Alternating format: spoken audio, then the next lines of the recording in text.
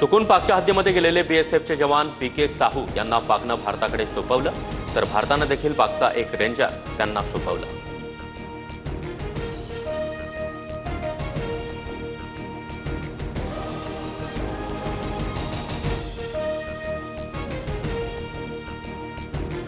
चांगल्या आणि वाईट काळामध्ये आम्ही नेहमीच पाकसोबत उभे राहू, तुर्कस्तानचे अध्यक्ष रेसेप तय्यिप एर्दोगन यांचं ट्विट, तर पाठिंबा दिल्याबद्दल आभारी शहबाज शरीफची प्रतिक्रिया। पंतप्रधान नरेंद्र मोदी यांच्या इशाऱ्यानंतर पाकिस्तान घाबरला, आम्ही दहशतवाद्यांसोबतचे सर्व संबंध तोडले, पाकिस्तानच्या एका वृत्तवाहिनीला दिलेल्या मुलाखतीमध्ये ख्वाजा आसिफचं वक्तव्य। भारतीय लष्कराच्या ऑपरेशन सिंदूरमुळे पाकिस्तानचं मोठं नुकसान, स्क्वॉड्रन लीडर उस्मान युसूफ, 4 एअरमॅनसह 50 जणांचा मृत्यू, बीएफची अनेक लढाऊ विमानं देखील नष्ट झाल्याची माहिती।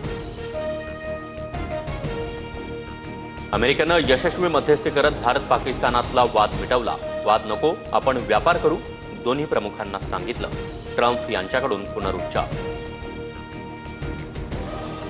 अरुणाचल प्रदेशमध्ये चीनच्या कुरघोड्या सुरूच, अनेक ठिकाणांचं चीनकडून नामांतर, चीनची कृती हास्यास्पद आणि अर्थहीन, अरुणाचल प्रदेश आमचाच भाग होता, आहे आणि राहणार, भारत सरकारकडून स्पष्ट।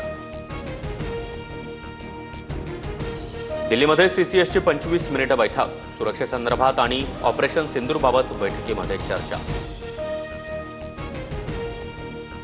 सुरक्षेच्या दृष्टिकोनातून मुंबई पोलीस अलर्टवर, drone, paraglider, paramotors, hot air बलूनवर 3 जूनपर्यंत बंदी, आदेशाचं पालन केलं नाही तर कायदेशीर कारवाई होणार। अमृतसरमधील शाळा 8 दिवसानंतर पुन्हा एकदा सुरू, नेहमीपेक्षा कमी वेळेसाठी विद्यार्थ्यांचे वर्ग भरणार, तर राजस्थानच्या जैसलमेर शहरातील परिस्थिती आता पूर्वपदावर, दुकानं आणि शाळा देखील आजपासून सुरू। पक्षातील गळती रोखण्यासाठी पवारांच्या राष्ट्रवादीकडून एकत्र येण्याचं वक्तव्य, अद्याप एकत्र होण्याचा प्रस्ताव नाही, अजित पवारांचं साप्ताहिक बैठकीत सूतोवाच, सूत्रांची माहिती।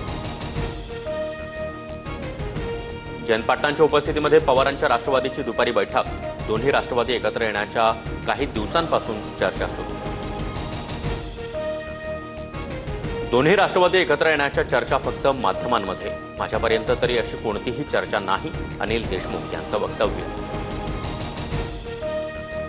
राज ठाकरे नारायण राणे यांनी पक्ष सोडल्यावर शिवसेनेवर दावा केला नाही, त्यांनी स्वतःचा पक्ष काढला, संजय राऊतांकडून राणे आणि राज ठाकरेंचं कौतुक। ठाण्यात उपमुख्यमंत्री शिंदे यांच्या घराबाहेर प्रहार संघटनेचं आंदोलन, शिंदेंचा आंदोलकांशी संवाद, शेतकरी आणि दिव्यांगांच्या विविध मागण्यांसाठी प्रहार संघटना आक्रमक। ऑपरेशन सिंदूरच्या यशाच्या पार्श्वभूमीवर भाजपतर्फे देशभरामध्ये तिरंगा रॅलीचं आयोजन, ठाण्यातील तिरंगा रॅलीमध्ये उपमुख्यमंत्री एकनाथ शिंदे देखील सहभागी। वसई विरारमध्ये बहुजन विकास आघाडीचे माजी नगरसेवक सीताराम गुप्ता यांच्याशी संबंधित 13 ठिकाणी ईडीची छापेमारी, सीताराम गुप्तांवर ईडीकडून मनी लॉन्ड्रिंगचा गुन्हा दाखल। अकोल्यातील 4 ते 5 सराफा दुकानांवर आयकर खात्याची धाड, नागपूर आणि संभाजीनगरच्या अधिकाऱ्यांकडून धाडसत्र। न्यायमूर्ती भूषण गवई 52वे सरन्यायाधीश, राष्ट्रपती द्रौपदी मुर्मू यांच्या उपस्थितीमध्ये भूषण गवईंचा शपथविधी सोहळा पार पडला। मेट्रो 9च्या पहिल्या टप्प्याची आज चाचणी, मीरा भाईंदर आणि ठाण्यामधील सर्वाधिक परिवहनाला नवीन दिशा मिळणार। क्रिकेटर रोहित शर्मानं मुख्यमंत्री देवेंद्र फडणवीसांची भेट घेतली, फडणवीसांनंतर रोहित शर्मा आणि उपमुख्यमंत्री अजित पवार यांची देखील भेट। सोनं आणि चांदीच्या दरामध्ये पुन्हा एकदा वाढ, सोनं 97,644 रुपये प्रति तोळा, तर चांदीचा दर 1,09,40 रुपये प्रति किलोवर। सोलापूरच्या माळशिरसमध्ये गारपीट, रायगड जिल्ह्यामध्ये अवकाळीमुळे भात पीक पाण्यात गेल्यानं आर्थिक नुकसान, तर धाराशिवच्या उमरग्यामध्ये वीज पडून घोड्याचा मृत्यू।